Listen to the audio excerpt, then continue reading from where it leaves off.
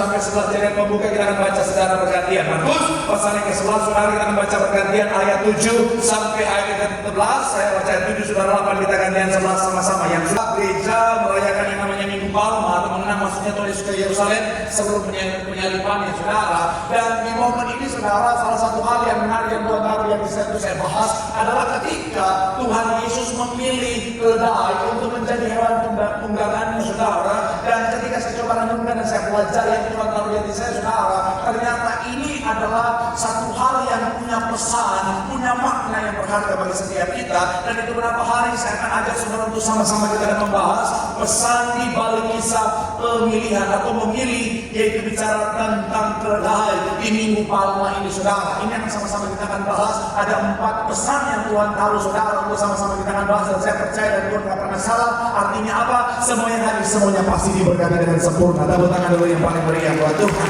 Haleluya. So, apa pesan di balik kisah memilih keledai untuk menjadi hewan tunggangan di Minggu Palma ini saudara? Yang pertama saya mencatat adalah bicara tentang pesan soal kerendahan hati. Sama-sama bilang sama saya kerendahan hati. Sama-sama bilang sama saya kerendahan hati.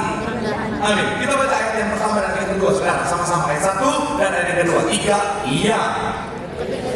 Bila ke kampung yang di depan itu pada sangat viral saudara, oleh karena pelayanannya luar biasa, pesan-pesannya, oleh karena mujizat-mujizat yang dikerjakannya saudara, dan orang sudah mengerti bahwa dia adalah Mesias. Walaupun pada masa itu dari perspektif orang Yahudi masih tetap dengan perspektif Mesias secara duniawi saudara, tetapi Tuhan Yesus pada masa itu sangat terkenal sekali. Itu kenapa ada banyak orang yang sangat mengagumi dia saudara. Singkat cerita saudara, ketika dia akan masuk ke Yerusalem, yang menarik Tuhan Yesus minta murid-muridnya untuk apa saudara? Mengambil keledai. Padahal begini saudara, kalau bicara tentang dalam posisi Tuhan Yesus sangat bisa minta kuda yang terbaik, minta kereta yang terbaik, tetapi yang menarik Tuhan Yesus pilih keledai. Padahal keledai, saudara lihat gambar ini saudara, dalam gambar ini kita bisa melihat keledai ada di strata paling bawah saudara. Jadi kalau misalnya bicara tentang mobil, yang di atas Alphard, yang kedua Innova, yang paling bawah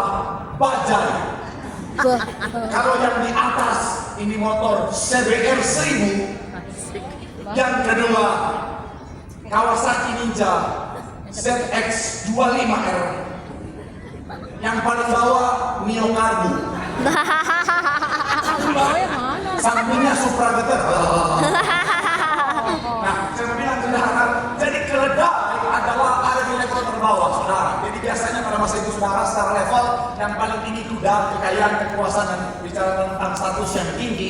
Kemudian yang menengah ada unta dan juga gajah. Nah, keledai ini biasanya hanya untuk para orang-orang yang di level bawah, masyarakat bawah, kemudian guru dan lain sebagainya. Tapi yang menarik, Tuhan Yesus pilih keledai. Kenapa? Karena pesan yang Tuhan sampaikan adalah bicara tentang kerendahan hati. Sama-sama bilang sama saya kerendahan hati. Kami saudara kan ketika Tuhan saudara ke dunia, dia bisa pilih lahir di istana, tapi dia lahir di kandang yang hina. Karena Tuhan bicara tentang kerendahan hati. Pesan kepada saudara saya adalah kerendahan hati. Karena dosa kesombongan adalah dosa tertua. Di surga ada satu dosa yang muncul, yaitu bicara tentang kesombongan. Ketika Lucifer mau seperti Allah, merasa layak dirinya lah yang dipuji dan disembah. Saya mau bilang saudara, pesan ini yang pertama adalah soal kerendahan hati. Anak Tuhan sama-sama bilang sama saya harus rendah hati. Sama-sama bilang sama saya harus rendah hati. Jangan ada kesombongan saudara. Siapapun kita saudara, jangan sampai ada kesombongan. Karena kesombongan adalah awal mula dari kehancuran. Santo Agustinus bilang begini saudara. Coba kita lihat, Santo Agustinus bilang begini. Sama-sama kita lihat. Kesombongan adalah akar segala dosa. Sama-sama bilang sama saya kesombongan. Sama-sama bilang sama saya akar segala dosa. Amin. Saudara dengan itu saya juga bilang begini saudara, kesombongan adalah kejahatan rohani yang besar. Dan saya bilang yang bahaya, kesombongan bisa terjadi kepada siapapun dengan latar belakang apapun dan profesi apapun. Betul. Tuhan bisa sombong saudara. Ya. Saudara pernah lihat hamba Tuhan sombong? Kalau saya begitu, saya jangan begitu. Tapi betul. Hamba Tuhan bisa sombong. Makanya saya selalu ingatkan diri saya, jangan sampai sombong. Tadi pagi ketika saya di depan cermin lagi bikin poni rajin ini saudara. Bikin poni rajin ini adalah teknik tertentu saudara. ngangkatnya gimana. Karena kalau sampai terlalu tinggi, nanti ovalnya bisa berubah, jadi harus dengan presisi, saudara.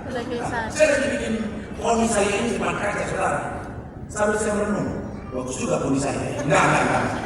Sambil saya merenung, Tuhan tahu yang saya begini, saudara. Hamba Tuhan pun jangan sombong. Kenapa? Karena kalau hanya bicara tentang dipakai Tuhan, keledai pun bisa dipakai Tuhan, betul ya? Kalau bicara tentang hamba Tuhan, karena saya dipakai Tuhan untuk jadi pewarta firman, keledai pun dipakai Tuhan. Bahkan saudara ingat kisah Bileam, itu keledai dipakai Tuhan untuk bicara sama Bileam, saudara. Jadi sekarang saya bilang, saudara, anak Tuhan, siapapun kita, milikilah kerendahan hati. Karena apa, saudara? Semuanya dari Tuhan, bukan milik kita. Jadi pastikan jangan curi kemuliaan Tuhan. Maksudnya apa? Kesombongan adalah ketika kita mulai merasa apa yang kita capai, apa yang kita miliki karena kita, saudara. Saya bilang no, semuanya dari Tuhan. Kerendahan hati bicara tentang semuanya kita kembalikan untuk kemuliaan nama Tuhan. Yang setuju dengan tepuk tangan yang paling meriah buat Tuhan. Jadi apapun pencapaian semuanya, saudara, tetap rendah hati. Tuhan harus ditinggikan. Amin. Shalom para pria. Shalom bapak-bapak. Kalau kau diberkati, semakin diberkati, semakin diangkat tinggi, semakin rendah hati. Amin. Amin. Mulai sampai dari hal kecil sampai di rumah, tetap rendah hati. Ada suami-suami ketika sudah diberkati, dia istrinya seperti rakyat jelata. Betul. Ada yang kayak gitu.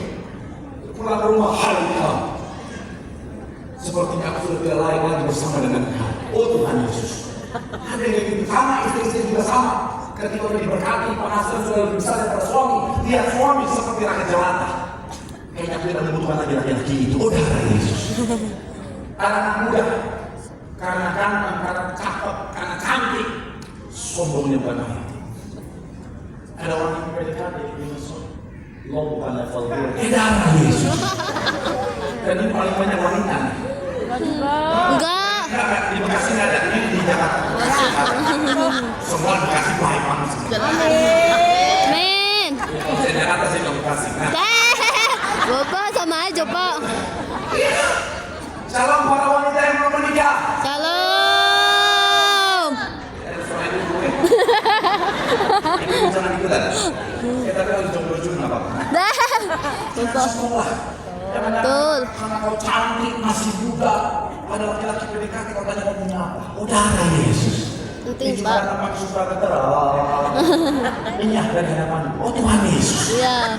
Saya mau bilang saudara rendah Hati. Siapapun kita, ketika kita rendah hati, Tuhan angkat tinggi dan diberkati. Tepuk tangan yang paling meriah buat Tuhan. Bilang sama kanan kirimu, rendah hati. Rendah hati. Di situ ada promosi, di situ ada berkat Tuhan. Tepuk tangan yang paling meriah buat Tuhan. Haleluya. Yang kedua, pesan dari kisah dibalik memiliki rendah hati. Yang kedua adalah kedamaian. Sama-sama bilang sama saya kedamaian. Kedamaian. Coba kita buka ayat yang ke-7 secara sama-sama. 3, ya. Lalu mereka membawa apa? Saya lebih dalam, saya pelajari lebih dalam. Dikatakan begini saudara, ternyata keledai adalah lambang dari perdamaian. Sama-sama bilang sama saya keledai. Keledai. Sama-sama bilang sama saya lambang perdamaian. Lambang kedamaian. Amin. Dikatakan apa saudara? Kalau saudara lihat gambar ini boleh tunjukkan. Kalau saudara lihat gambar ini saudara, kita bisa melihat ada kontras yang sangat terlihat antara kuda dan juga keledai. Dalam budaya kuno, khususnya Timur Tengah, kuda adalah simbol peperangan, penaklukan dan juga status militer. Sebaliknya, keledai adalah hewan tunggangan warga sipil, simbol kerendahan hati dan juga kerja keras. Secara tradisi kerajaan, ketika seseorang raja itu datang menunggangi kuda, itu menandakan dia siap untuk berperang. Namun jika ia datang menunggangi keledai, maka itu adalah pesan visual bahwa ia datang dengan niat damai. Dan ini adalah sejalan dengan Tuhan Yesus. Dia adalah Raja Damai. Itu kenapa dia datang dengan keledai, gambaran perdamaian. Saya mau bilang saudara, saudara dan saya, kita anak Tuhan. Katakan amin. Sama-sama bilang sama saya anak Tuhan. Saya anak Tuhan. Sama-sama bilang sama saya anak Raja Damai. Saya anak Raja. Bilang sama kanan kirimu, kita harus mampu bawa damai. Amin. Kenapa? Karena saudara dan saya sebagai anak Tuhan, anak Raja Damai, di mana kita harus mampu bawa kedamaian. Dietrich Bonhoeffer bilang begini saudara. Dietrich Bonhoeffer sekarang boleh munculkan 3 ya orang Kristen apa? Panggil bukan hanya. Tetapi untuk menjadi apa? Pembawa damai. Damai sejahtera bukanlah ketiadaan konflik, melainkan kehadiran Kristus di tengah-tengah apa? Saya mau bilang saudara, ingat kisah ini, ingat pesan bahwa kita adalah anak Raja Damai, harus bawa damai dimanapun kita berada. Jangan sampai anak Tuhan dimanapun berada bawa roh-roh pertikaian kita. Ada orang bisa begitu, saudara. Dan seperti yang saya bahas dulu lalu, saudara, di dalam keluarga pun, keluarga besar minimal ada satu orang yang suka cari masalah. Ya. Memang. Ada di antara keluarga saudara, ada? Ada. Ada? Ada. Nggak ada ya? Ada. Ada ya? Ada. Saudara boleh cek di dalam keluarga besar minimal ada satu orang yang tercipta dari tanah sengketa, saudara. Saya mau bilang sekali lagi, saudara, kita anak Tuhan harus mampu bawa damai, amin. Dalam pekerjaan, dalam bisnis, dalam usaha, dalam keluarga, jadilah pribadi yang bawa damai. Jangan anak Tuhan di gereja, baru keluar gereja singgung tadi gitu, apa lu? Tuhan. Pada tadi di gereja, kau saudaraku, ku tak pandang dari suku mana, cecere. Baru keluar gitu. Macam-macam kau. Mata ini, udara ini. Ini satu ketika ini saya baru awal jadi di Bapak Gembala, saudara. Jadi di daerah Central Park, di Central Park itu gereja yang masih gereja yang sama, ruangan yang sama. Jadi saya baru dari PL Kota, jadi tim Bapak Gembala yang menerima Bapak kemana-mana bersama dengan sosial kita berdua. Singkat cerita, saudara, itu hari yang cukup padat hari Minggu, saudara. Bersama dengan tim yang lain, kami yang minta. Akhirnya kita selesai ibadah, Bapak mau merapat, cuma kami antusias luar biasa. Baru 5 langkah keluar dari panggungnya, saudara, itu satu lantai dengan jemaat. Jemaat terus saksikan, Pak minta merapat. Singkat cerita, ada seorang ngomong sekitar 70 tahun, saudara. Dia minta merapat begini. Tiba-tiba karena saking ramainya orang di belakang, dia kedorong ke depan. Enggak sampai 1 detik tangan di depan Yesus. Tuhan, oh Tuhan Yesus. Wah. Enggak nyampe 1 menit, 1 detik. Tangan yang dari depan minta merapat udah nyangsang di hidung orang. Dalam hati saya bilang orang. Titisan omvehum. Yang kedua, nggak ada damai sama sekali. Saya mau bilang kadang-kadang kita anak Tuhan kayak gitu, saudara. Ngakunya orang Kristen, saudara. Oh, Tuhan di mobilnya, di motornya, udah salib dari depan sampai belakang, saudara. Ada lambang TBS dari depan sampai belakang, saudara. Udah seperti orang Maha Kudus berjalan, saudara.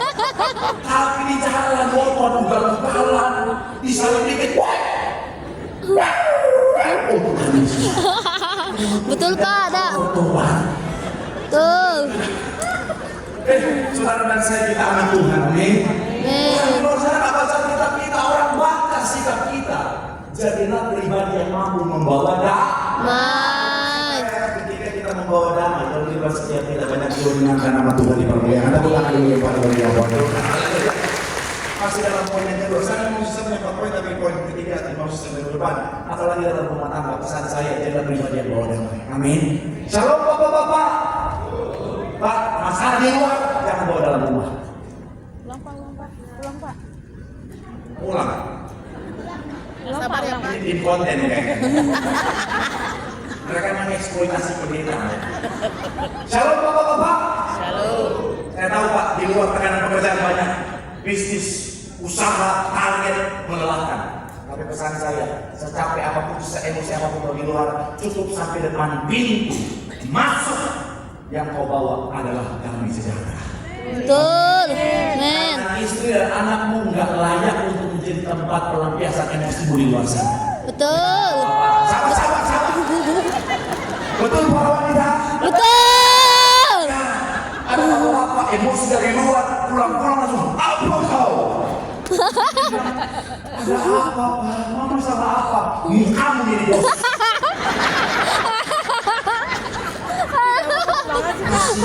Apalah, amat Pak. Tapi sama. Shalom para wanita. Shalom. Jadilah pribadi yang membawa damai. Amin. Amin. Salam sama tukang sayur, tukang biasa sama suami. Dia nggak tahu apa-apa soal harga sayur yang dari satu ikat goceng jadi 15.000, dia nggak tahu apa-apa. Tapi memang wanita begitu, bukan yang kesini yang ditambung. Terima kasih. Ya. Oke. Kalau satu hari nggak berantem, kayaknya nggak ada yang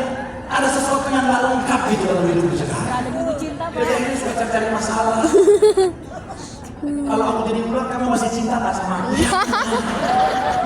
Itu pertanyaan pancingan itu. Dia bilang ya, dia itu pribadi bawa damai. Amin. Manapun bawa damai, firman Tuhan berkata, kesana berkat Tuhan diperintahkan. Tepuk tangan yang paling mulia buat Tuhan. Bilang sama kanan kirimu, bawa damai. Jangan suka cari masalah. Bilang sama kamu juga jangan ngomong doa. Tepuk tangan yang paling mulia buat Tuhan. Haleluya. Yang ketiga, apa pesan di balik kisah memilih dari di minggu Palma itu sore? Tiga, kekudusan. Sama-sama bilang sama saya, kekudusan. Haleluya. Orang bahas tentang membawa damai. Pemain keyboard musik damai saya.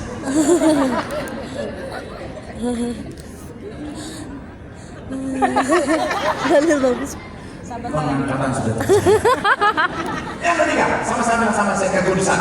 Kekudusan. Ayat yang kedua sama-sama kita baca lagi. Tiga, ya, dengan pesan Tuhan sengaja meminta keledai yang belum pernah diungkapkan. Ternyata makna teologisnya adalah bicara tentang kekudusan. Sama-sama bilang sama saya kekudusan. Kekudusan. Jadi kalau secara historis saudara bicara tentang hewan yang akan dipersembahkan untuk Tuhan adalah harus hewan yang suci, hewan yang murni, selain tidak bercacat celah, haruslah hewan yang belum pernah digunakan untuk pekerjaan umum seperti membajak atau mengangkut barang dagang dan lain sebagainya. Nah, dalam tradisi perjanjian lama dalam Bilangan 19 dan juga Ulangan 21 disebutkan bahwa hewan yang akan dipersembahkan kepada Tuhan haruslah hewan yang belum kena kuk atau belum dipakai untuk bekerja, saudara. Dan saya mau bilang saudara, ini bicara tentang kekudusan. Jadi pesan yang ketiga, ketika kita ingat bicara tentang Tuhan masuk Yerusalem dengan seekor keledai, itu bicara tentang anak Tuhan harus menjaga kekudusan. Sama-sama bilang sama saya kekudusan.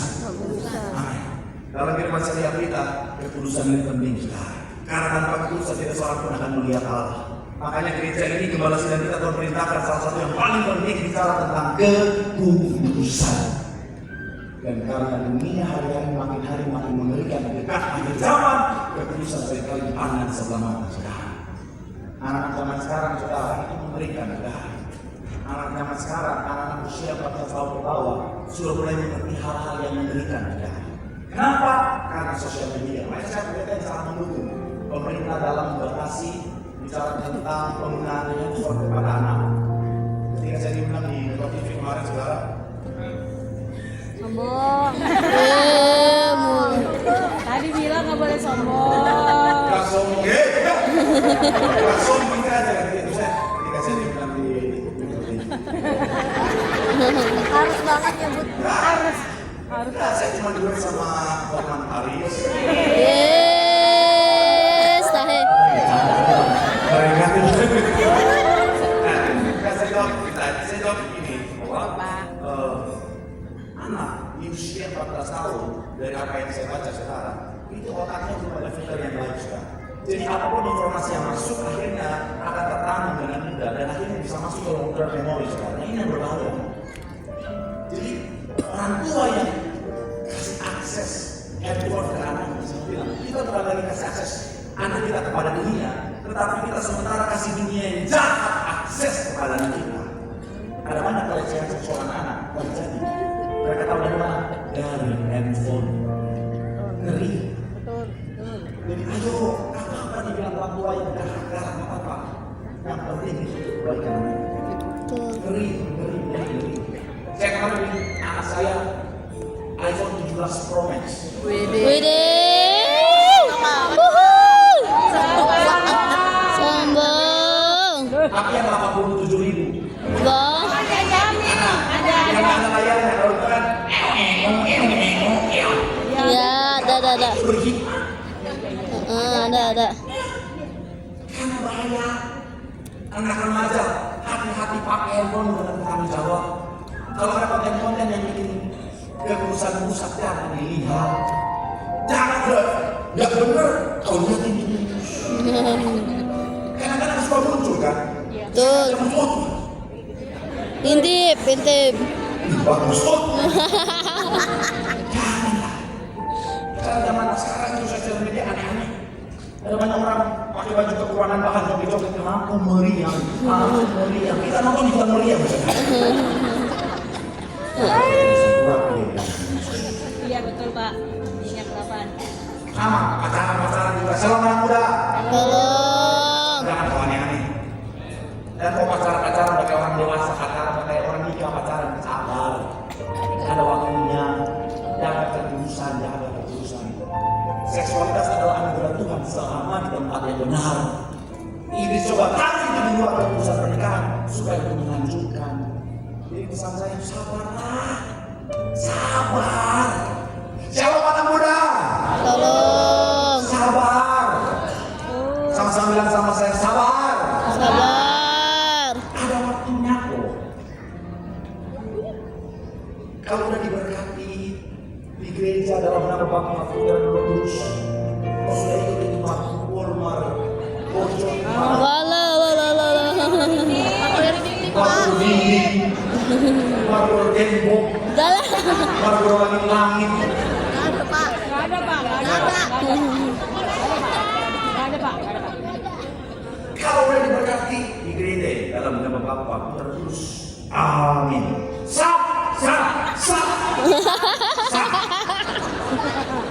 Fight.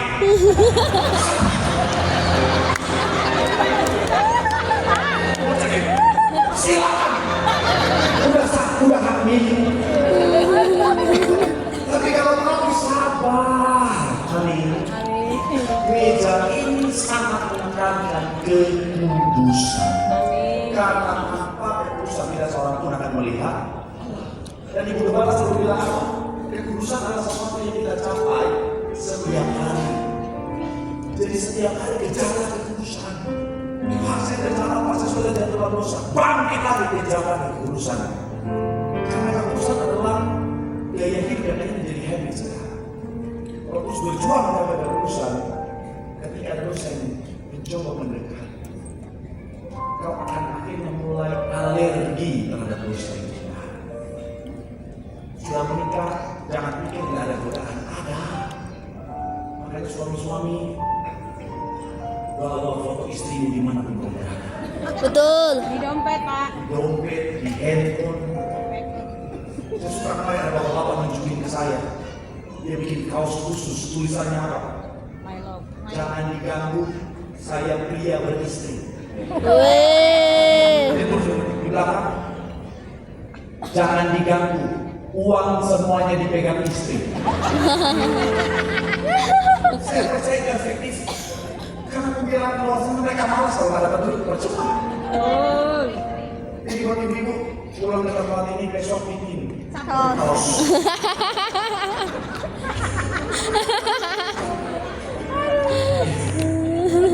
Bapak pasti malu pakainya. Iya. Memang Pak. Sampai sekali lagi, ayo jaga kekudusan. Dengan kekudusan kita pasti diberkati Tuhan. Tepuk tangan yang paling meriah buat Tuhan. Bilang sama anak ini jaga kekudusan. Bilang sama yang ngomong kamu juga. Tepuk tangan yang paling meriah buat Tuhan. Yang terakhir, singkat dan terakhir. Apa pesan di balik kisah Tuhan memilih ladang di minggu malam yang terakhir tempat pengenapan janji. Sama-sama bilang sama saya pengenapan janji. Zakarias 9 ayat 9 dikatakan apa? 3 ya bersorak-sorai. Dengan apa? Dengan pesan pergilah janji dan bukti. Zakarias 9 ditulis 500 tahun sebelum Yesus lahir. Nubuatan ini adalah ciri khusus bagaimana Raja atau Mesias itu akan muncul. Dan Markus nubuatan tersebut dengan mengendarai keledai, Tuhan Yesus sementara menyatakan secara visual, akulah Raja yang dijanjikan itu. Sederhananya, pesannya ketika Tuhan berjanji pasti digenapi. Amin. Gereja ini awal mula dibangun, Tuhan berjanji. Kalau gembala sedang kita melayani gereja ini, jemaatnya lautan manusia berjuang kekudusan dalam kerajaan surga. Apakah pada saat itu sudah sebanyak ini? Tapi perlahan tapi pasti. Jadi salah satu gereja yang terbesar di Indonesia sekarang. Janji Tuhan digenapi. Ini saya merantau saudara ke Jakarta. Tuhan sudah kasih janji, aku menyediakan harta yang tersembunyi. Aku akan membukakan jalan bagimu. Prosesnya nggak gampang, tapi janji itu digenapi. soal contoh sederhana soal ini menikah dan punya rumah. 2009 saya punya iman, saya keliling-keliling saya bilang, aku pengen rumah di sini, saya tentukan daerahnya, saya sebutkan daerahnya, detail. Saya lihat Jakarta, terlalu mahal, iman saya belum sampai di sini. Saya lihat sekelilingnya, oh ya di sini. 2009, 2020 belum punya rumah. 2021 udah menikah. Saya bilang ke calon istri saya waktu itu, dia bilang, aku belum punya rumah. Aku kasih pilihan buat kamu, mungkin yang pertama kita akan tinggal kontrak apartemen dari 15 sampai 20 atau 25 itu setahun. Atau kita tinggal, siapa itu tinggal di hotel Gading Indah di Kelapa di tempat bisa tahu kan? Tahu. Kalau bisa tinggal di situ sekarang. Jadi atau kita mau di hotel Gading Indah, saya kasih pilihan. Apartemen atau hotel Gading Indah. Kalau di hotel Gading Indah enak, waktu setiap hari bisa. Tinggal loncat. Terus dia bilang begini, dimanapun yang penting bersama kamu aku mau. So sweet ini dengar.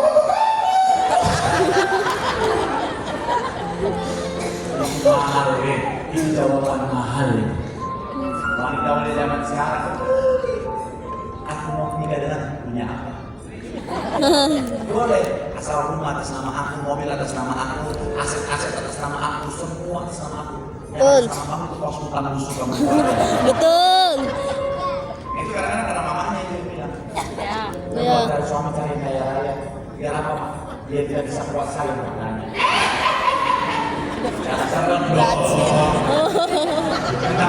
Nonton drakor gitu. Nonton CEO. Dia tidak bisa kuat saya maknanya. Nonton Rashid.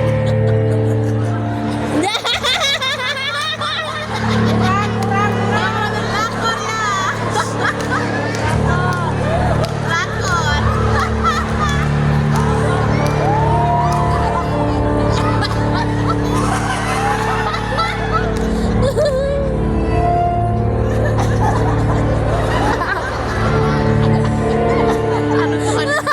Itu film horor.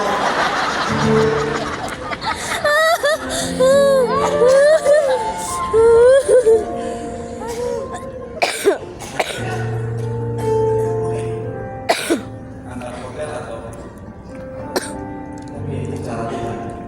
Tuhan kirimkan orang yang punya hati malaikat untuk Asik. menolong, buka jalan. Akhirnya bisa punya rumah di tempat yang sesuai yang saya doakan di 2009. Saya aja bisa lupa, tapi Tuhan nggak lupa kita. Tuhan kalau berjanji pasti digenapi dalam hidup kita. Sekalipun secara kacamata manusia mungkin kita lihat kayaknya mustahil deh. Betul. Enggak, apa baiknya Tuhan kita mampu bekerja di atas kemustahilan. Betul. Apa yang mustahil bagi dunia, tidak ada yang mustahil bagi Tuhan kita yang luar biasa. Tepuk tangan yang paling meriah buat Tuhan. Bilang sama kanan kiri, pegang janji Tuhan. Janji Tuhan pasti digenapi dalam hidup kita. Tepuk tangan yang paling meriah yang diperhatikan oleh mereka.